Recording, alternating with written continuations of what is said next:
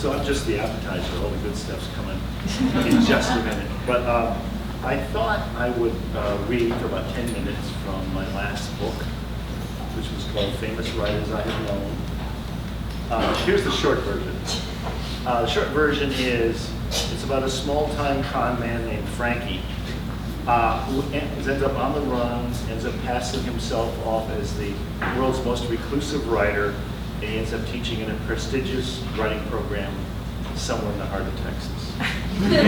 So the students are all based on real life, except none of the students I have now, just the But what I'm going to do is just read a very short section. This guy knows nothing about literature, as you'll discover, and he's trying to fake his way through his writing classes. So I'll read to you for about 10 minutes. So how are my classes going? They were pretty dicey, to tell you the truth. With regular coaching from Wayne, that's the director that happens to be, I was beginning to pick up some of the creative writing lingo, but there was no way I was going to get it all down in a few short weeks. I was flying by the seat of my pants. The students would be jabbering away about the third person versus the first person, and I'd be wondering, where did the second person go? Sometimes when they argued about some literary dispute, my mind would go into a cloud, like it used to when I was in New York and found myself in a subway car where everyone was speaking Cantonese. I'd been able to coast through September on the exercises Wayne had recommended, plus, of course, a few of my own stories. The kids loved them, all the tales of the Korean grocer chasing us down Broadway with a broom, of our sneaking into movie theaters in Times Square, of how when you had a big snow in New York, the whole city would shut down and we'd take cookie sheets, cardboard boxes, whatever we could get our hands on, and go sledding in Riverside all day long. They liked to hear about when I got famous, too, about the time Bridget Bardot showed up unannounced at my island in Maine to plead with me to join her in her crusade to save the world's endangered species. About Marlon Brando sending me the motorcycle jacket he wore in The Wild Ones for my 40th birthday. About the night I spent drinking with little Richard and Ernest Hemingway. And the donor, the benefactor of this program is named Michener, who had a feud with this salad food. So did the students know about the feud between Rex and me? Of course they did. No one said anything, but you could feel it in the air. I'm sure they were all talking among themselves. Why wouldn't they? Here they were with ringside seats for the final round of one of the great heavyweight bouts in literary history. The problem was when their stories came in, because what they turned in weren't stories. Nothing happened. A divorced father buys a Christmas tree for his kids, and when he tries to decorate it, the lights won't work. A Mississippi tractor driver finds an Indian arrowhead while he's plowing, but it slips out of his overalls that night while he's playing the slots at the casino.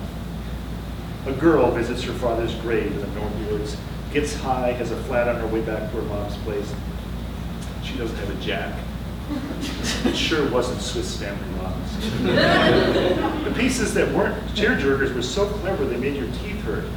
Nick wrote this thing where Elijah's in the desert being fed by ravens when Elvis Presley shows up in a pink Cadillac, fresh from Vegas, stoned out of his mind on pills and speaking Aramaic.